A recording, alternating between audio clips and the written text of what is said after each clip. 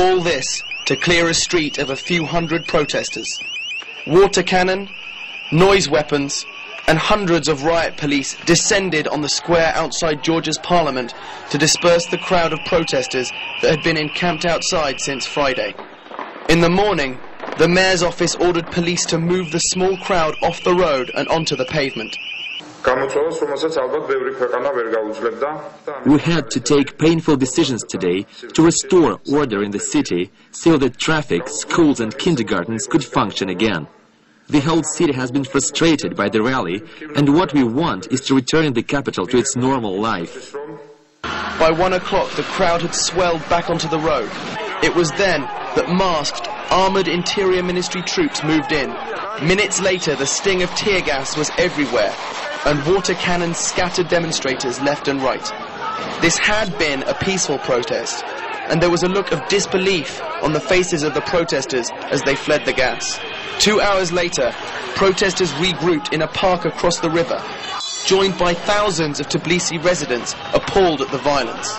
Then we're going to see how the modern Gandhis react, how we bring down the government in this peaceful and very responsible way.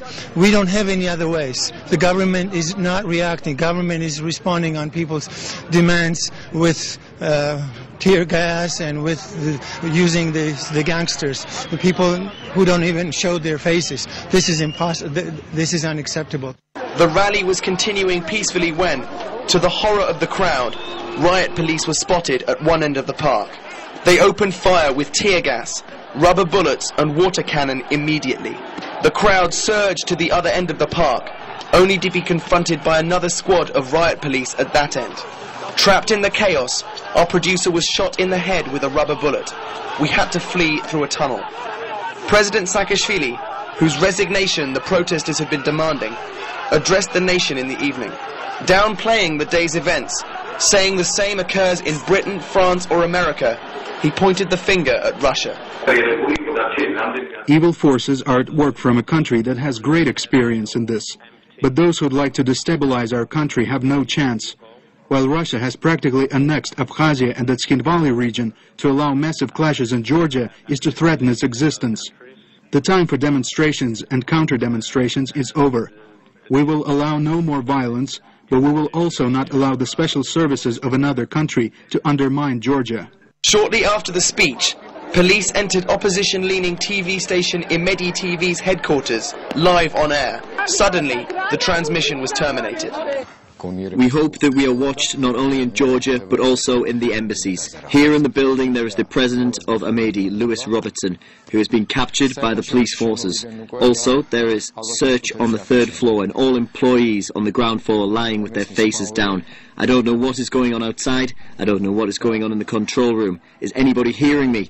We are in a very difficult situation. We are not warned that police will come into the building. By closing the channel, the government is violating the constitution. This means that this is a dictatorship regime. I address to all organizations and embassies to protect the citizens. Here they are coming into the studio. I want to say thank you. I hear shouts in the control room. I hope our employees won't be injured. Here are our guests.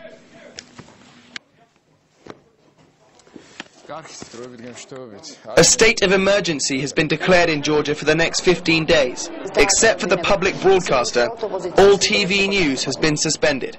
The president has used his constitutional right and ordered a state of emergency be put in place in Georgia for 15 days. In accordance with his order, a decree has been published which clarifies what this means. It will affect the receiving and spreading of information, the freedom of public gatherings, rallies and strikes. Information will only be spread through Georgian public TV and radio. The decree has been published, so is already in force. Wednesday saw the worst violence in Tbilisi since the early 90s. With a state of emergency imposed, most Georgians now just hope the worst is over. Tbilisi's central street is now eerily calm, and the police presence is heavy. But with many in this city outraged about what happened, this may well be the calm before the storm.